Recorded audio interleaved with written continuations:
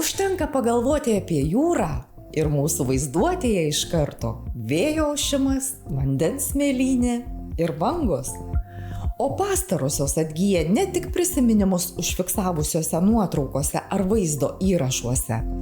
Baltijos jūros bangas kartą per metus galima pamatyti ir tobulai pasiūtose suknelėse, būsimų geriausių Lietuvos ir Latvijos siuvėjų bei sukirpėjų konstruktorių kūriniuose. Šiemet juos į Klaipėdos technologijų mokymo centrą jau 11 kartą sukvietė profesinio meistriškumo konkursas Mano banguojanti jūra. Jisai iš pradžių buvo nedidelis, kelioms mokykloms skirtas, o šiemet jau yra išaugęs į tikrai labai plačius vandenis ir yra tapęs tarptautinių jau konkursų. Ir kasmet mes sulaukėme svečių iš užsienio, o svarbus jis yra todėl, kad mes turim tekstilės sektorinį praktinio mokymo centrą. Tai pirma. Antra, siuvėjo profesija yra be galo reikalinga. Darbdavių paklausa mūsų įstaigai, kad mes paruoštume šitų specialistų, yra labai didelė. Tiek siuvėjų, tiek sukirpėjų konstruktorių. Tai kad mes populiarintume šitą specialybę, šitą profesiją, tikrai rengėme šitą konkursą tam, kad galėtų suprasti, jog šita specialybė yra labai patraukli ir labai svarbi. Ir mes tikrai džiaugiamės, kad patys stipriausi visos Lietuvos profesinių mokyklų atstovai suvažiuoja kasmet gegužę pas mus ir siekia geriausiojo vardo. O meistriškumo konkurso Mano banguojanti jūra rezultatai byloja, kad geriausiais tampama būtent Klaipėdos technologijų mokymo centre. Komisijai įvertinus darbus, nežinant, kuris gaminys yra kieno, čempionėmis pripažintos centro mokinės, siuvėjos amato besimokanti Edita ir sukirpėja konstruktorė Giedrė.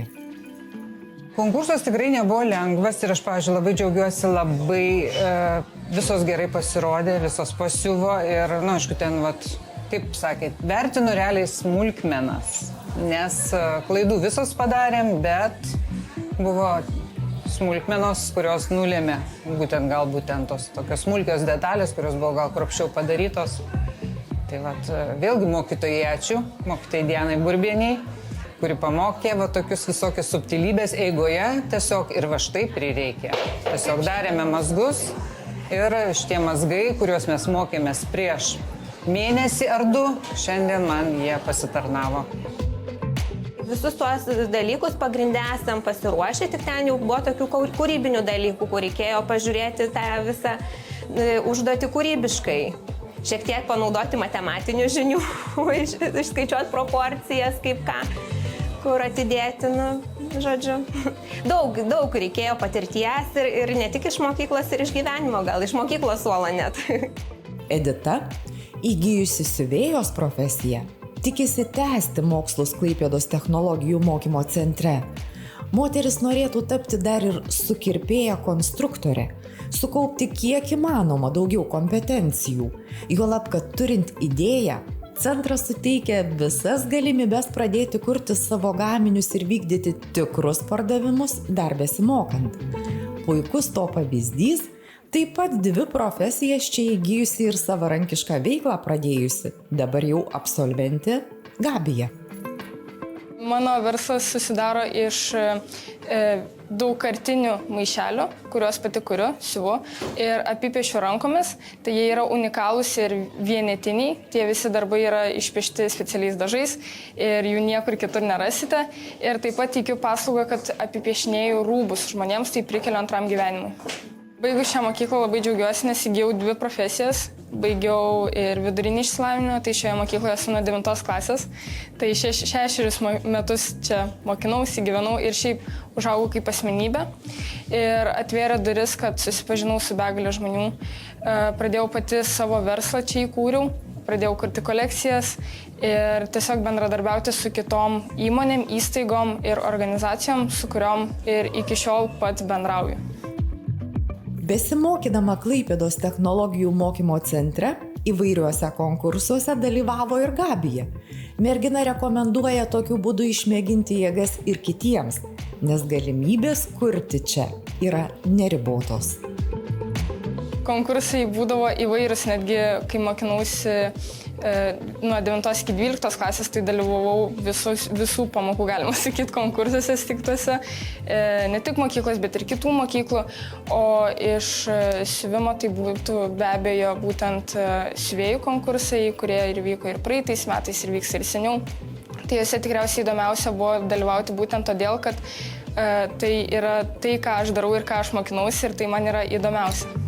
Jeigu žmogui patinka kurti ir jeigu jam yra įdomu kažkas susijęs su tekstilė ar rūbais, tai aš jam tikrai labai rekomenduoju būtent siuvimą. Vėliau, jeigu pabaigus siuvėjus, jau galima ir konstruktorius mokintis su kirpėjus, tai jeigu žmogus yra kūrybiškas ir nori kažką kurti, savo rūbus, kitiems rūbus ir džiuginti pasaulį, tai aš labai rekomenduoju šią profesiją, bet ir kitos be abejo profesijos yra labai naudingos pačiame gyvenime ir siekiant savo tikslų. Čia jau pačiam žmogui rinktis, kas kam įdomiau ir kas kam labiau patinka. Patirtis, kurių labiausiai reikia dar prieš neriant į darbo rinką, įtvirtinti padeda ir centro partneriai. Tiesa, geriems specialistams bendrovės Algrima vadovo teigimu siuvimo srityje karjera garantuota, kadangi tokių darbuotojų rinkoje trūksta.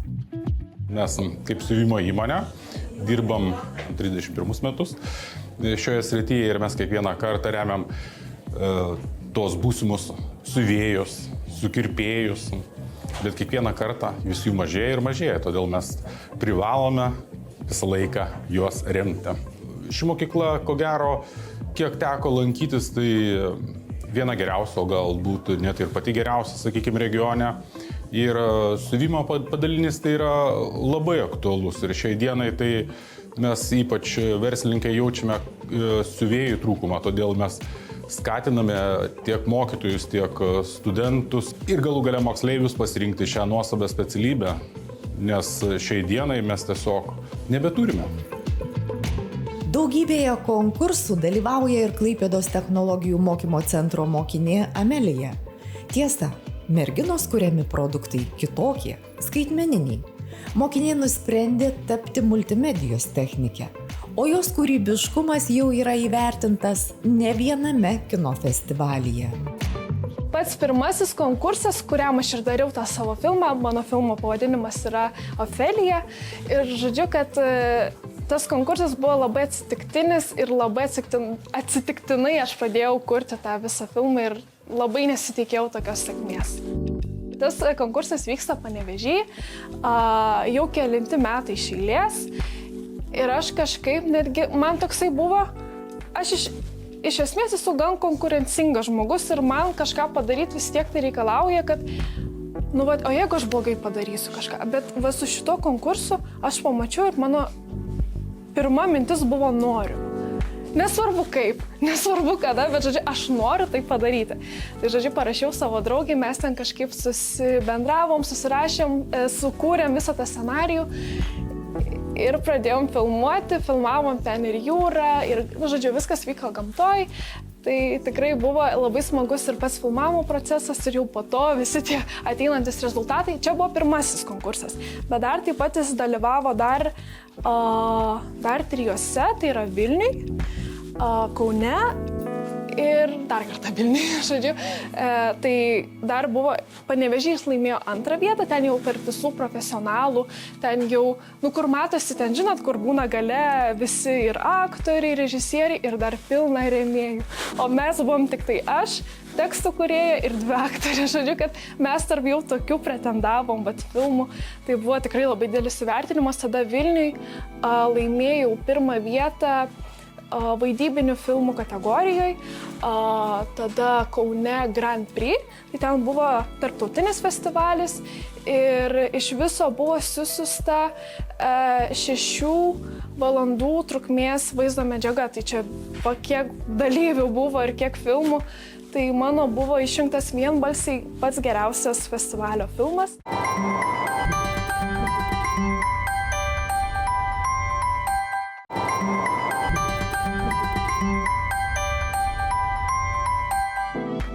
Mergina pasakoja, kad į video kūrimą o ir kitas medijas papuolė kone atsitiktinai. Ir Klaipėdos technologijų mokymo centras yra puikia vieta patikrinti savo norus, bei galbūt atrasti tą vienintelį tikrą pašaukimą. Aš labai esu dėkinga šitai mokyklai, nes jinai man padėjo tuos rezultatus pasiekti iš techninės pusės.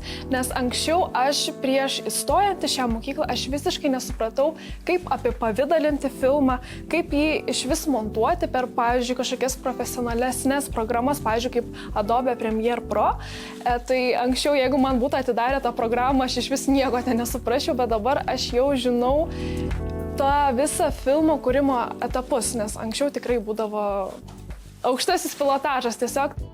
Informacijos ir ryšio technologijų skyrius tai yra apie technologijas, kurios yra visada šalia mūsų. Ir šiame skyriuje turime 4 puikias specialybės, kurios yra labai pageidaujamos darbdavių. Tai multimedijos technikos specialybė, tai specialybė derinanti savyje kūrybiškumą ir tikslumą, tai garso technologijos, vaizdo technologijos, fotografavimas, filmavimas, montavimas. Šios gebėjimus jau mokiniai gali besimokindami mūsų centre atskleisti ir filmuodami renginius įvairius centro. Kita specialybė, kuri reikalauja daugiau tikslumo, būtų kompiuterinio projektavimo operatorius. Tai vizualizacijos, projektų kūrimas, projektų braižymas, projektų vizualizavimas. Toliau turime taip pat tikslumo reikalaujančią specialybę - kompiuterinių tinklų aptarnavimo technikas. Ši specialybė turbūt sprendžia mums visiems labai svarbų klausimą, kaip užtikrinti interneto ryšį, pasinaudojant įvairiomis technologijomis, įvairiais sprendimais. Verta paminėti šiais laikais net buitiniai technikai reikalingas interneto ryšys. Ir paskutinioji specialybė, kuri gal reikalauja daugiausiai tikslumo ir abstraktaus mąstymo, tai JavaScript programuotojas. Klaipėdos technologijų mokymo centre besimokydami multimedijos techniko profesijos, mokiniai įgyja ne tik filmavimo, bet ir įvairių kitų įgūdžių, tokių kaip dvimatės ar trimatės grafikos bei animacijos kūrimo, fotografavimo, vaizdo ir garso montažo ar drono valdymo. Besimokydami drono modelio, mokiniai susipažįsta su nuo pat pradžios, reiškia, kas yra dronas, kokiu tipu jį būna, ką su jais galima nuveikti.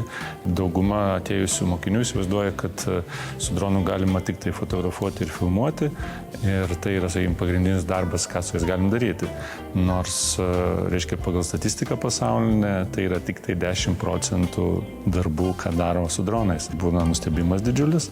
Įsiaiškinam, kokių galimybių jie turi, kokie modeliai, ką su kokiais daro. Praktiniu būdu susipažįsta ir su tais turimais mūsų vietoj dronų modeliais, daro darbus, pristato esamus rinkoje kitus modelius, ką su jais galima daryti, apie dronų spiečius įsiaiškinam, pasipasakojam. Kas nori susipažįsta ir su techninės galimybėmis, kaip susirinkti savo pačiam droną. Ne tik tai nusipirkti, praktiškai išmoksta pagrindinius dalykus, kaip fotografuoti, kaip filmuoti, kaip pateikti medžiagą klientui. Tai faktiškai per tą nepilną pusmetį mokinys gali nuo to, kad nežinau, kas yra dronas, kaip su juo valdyti, baigęs jisai gali išlaikyti teorijos egzaminą ir įgyti pažymėjimą, suteikti teisę, reiškia jau oficialiai valdyti droną ir jau teikti paslaugas su juo. Su įvairiais grafikos elementais ir jų deriniais dirba ir dar vienos Klaipėdos technologijų mokymo centre rengiamos profesijos atstovai. Tai moderni kompiuterinio projektavimo operatorių erdvė, kurioje išmokstama kurti praktiškus ir detalius projektus. Mokosi šiuo metu baldų projektavimo, tai su baldų projektavimo brėžiniais dirbam visą pusmetį, tai jie mokosi gamybinio dizaino, sakysim, dalykų tam tikrų ir gamybinius brėžinius ruošia gamybai. Taip, kaip kad galėtumėm iš brėžinių jau gaminti konkrečius baldus. Tai šiuo metu galit matyti, kad projektuojamos virtuvės brėžiniai ir jie turi per vieną dieną panašiai padaryti tos visus brėžinukus ir juos atiduoti vertinimui. Tai visiems sekasi visai neblogai. Tai turim ganėtinai nemažai valandų profesiniai įgūdžiai išėjus į darbo rinką pakankamai vertinami, sakysim, ir jie turi ganėtinai neblogas perspektyvas gauti darbo ir netgi darbdaviai, sakysim, būna, kad tiesiog ieško, skambina, klausia, gal turim laisvų žmonių, sakysim, ir praktikantų, tai ką tik turim baigusių iš užimtumo tarnybos studentų ir tik egzaminus baigusių, tai jau jie į darbo rinką pilnai gali įsilieti. Klaipėdos technologijų mokymo centras rengia ir dar vienos, kiek mažiau kompiuterizuotos, tačiau itin kūrybiškos profesijos darbuotojus. Tai nuolat su augalinėmis medžiagomis ir jų kompozicijomis dirbantys floristai, kuriuos įkvepia toje pačioje įstaigoje save atradusi, o šiuo metu centro menų skyriuje dirbanti mokytoja. Tai pirmoji mano profesija, baigiau Klaipėdos universitetą, baigiau socialinę, ekonominę geografiją ir regionistiką. Baigus šias studijas norėjau įgyti kažkokio amato, kažkaip save realizuoti ir netikėtai čia pamačiau būtent Klaipėdos technologijų mokymo centre, kad galima įgyti floristo profesiją, nes gėlės jau nuo pat vaikystės mane traukė, žavėjo, jas komponuoti, kurti kažkokias tai kompozicijas, tai atėjau čia mokytis, įgijau šią profesiją, baigiau ir taip sėkmingai atėjau dirbti čia kaip floristikos profesijos mokytoja ir dirbu jau čia 3 metus. Galima mokintis vizualinės reklamos gamintojo specialybės, interjero apipavidalintojo, floristo, fotografo specialybę, įgyja kompetencijas plačiai dirbti įvairiom programinėm įrangom, projektuoti, jau kalbėtumėm apie vizualinės reklamos gamintoją, tai jie projektuoja gaminius reklamai, kuria, taip pat vyksta labai platus bendradarbiavimas su socialiniais partneriais ir taip pat turim ir užsakymų iš įmonių. Tai kas iš tikrųjų labai yra smagu, nes mokiniai gauna realių darbo įgūdžių, tai realūs užsakymai, kuriami firminiai stiliai, iškabos, dekoruojamos, kad ir teatro zonos, scenos, tai tikrai pobūdis labai platus. Mėgstantys bendrauti ir nebijantys teikti paslaugų tiesiogiai klientui, Klaipėdos technologijų mokymo centre renkasi vieną iš 4 paslaugų skyriaus profesijų. Paslaugų skyriuje mes ruošiame kosmetikos, visažistų ir kirpėjų profesijos specialistus. Nuo sekančių metų turime paruošę visiškai naujieną, tai būtų natūralios kosmetikos gamintojas. Labai paklausi ir perspektyvi profesija ir šios profesijos atstovų Žemaitijoje kol kas dar niekas neruošia. Tai čia būtų tokia visiškai naujiena mūsų. Tai yra labai šiais laikais patrauklu, labai modernu, madinga ir jo labiau, kad mes tikrai turime su kuo integruoti. Kadangi mes ruošiam kosmetikus, ruošiam vizažistus, kirpėjus, tai tik išties tą pagamintą kosmetiką bus galima ir išbandyti pas mus. Tai manau, kad tai yra labai labai gera profesijų sinergija. Mokinys Martynas Klaipėdos technologijų mokymo centre pasirinko dar kitą kelią. Vaikinas taps transporto priemonių remontininku, o šios plačios srities patirtimi rūpinasi ir gerai žinomi centro partneriai. Pasirinkau ją, nes man patinka automobiliai, aš jais domiuosi ir noriu sužinoti, kaip juos remontuoti, kaip juos prižiūrėti, eksploatuoti. Atradau gerus mokytojus, kurie išmokina to, ko reikia, to, ko aš čia atėjau. Kaip sakiau, aš atėjau mokintis tvarkyti automobilius ir jie šičia to išmoko ir pradedant nuo įvairiausių automobilių vietų, pavyzdžiui, variklis, elektra, elektros įrengimai, važiuokliai, taip toliau, šičia į viską tą paimam mokykloje. Su mokykla iš tikrųjų bendradarbiaujam jau mažiausiai turbūt 15 metų. Ir tas bendradarbiavimas yra visiškai įvairiapusis.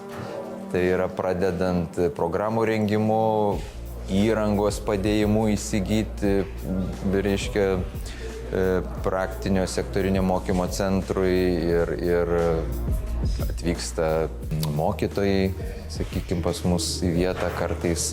Turim ir tokios kaip seminarus, sakykime, vietoje. Studentų praktika ir studentų, sakykime, įdarbinimas po to. Na, įvairiapusis, koks tik be gali būti. Ir tai tik dalis iš galimų profesijų pasirinkimų, ypač aktualių suaugusiems. Tačiau ne tik. Centro direktorės pavaduotoja ugdymui primena, kad profesiniu keliu šiemet gali pradėti eiti jaunuoliai ir nuo 9 klasės. Mūsų centre veikia 6 skyriai. Gimnazijos skyrius, kur mokiniai mokosi pagal pagrindinio ugdymo ir vidurinio ugdymo programas, ir 5 skyriai tai yra profesinio mokymo. Menų, inžinerinio, paslaugų, tekstilės ir tęstinio skyriaus ir turime informacinio ryšio technologijų skyrių. Ką mes šiais metais turime naujo ir galime pasiūlyti mokiniams? Tai pirmiausia, dalyvaujame eksperimente, kuriame 9-okai jau gali pradėti mokytis profesijos. Ir šiais metais pirmieji 9-okai, kurie mokosi multimedijos technikos specialybės, ir po 4 metų jie gaus ir brandos atestatą ir bus kvalifikuoti multimedijos technikai. Kitais metais 9-okams mes siūlysime ir vizualinės reklamos gamintojo profesiją. Kitas dalykas labai svarbus tai yra moduliai. Kada mokinys, jeigu jis nenori rinktis profesinės mokyklos, jisai gali mokytis gimnazijoje ir tuo pačiu mokytis pas mus, pasirinkdamas vieną iš 33 siūlomų modulių. Kitas sritis, kur naujai irgi išbandysime, tai yra skirta galbūt daugiau specialių ugdymosi poreikių turintiems mokiniams. Tai būtų apželdintojo padėjėjo mokymo programa ir rankdarbių gamintojo mokymo programa. Tai daugiau orientuosimės į įtraukųjį ugdymą su šiom programom. Rinkoje vertingą patirtį ir visą aibę jos suteikiamų galimybių pasiūlyti gali tik išties didelė, moderni, turtinga profesinio mokymo įstaiga. Regione Klaipėdos technologijų mokymo centras būtent toks ir yra. Tad nepraleiskite progos įgyti amatą, lavintis ten, kur bendradarbiaujama su labiausiai patyrusiais, o mokosi patys perspektyviausi.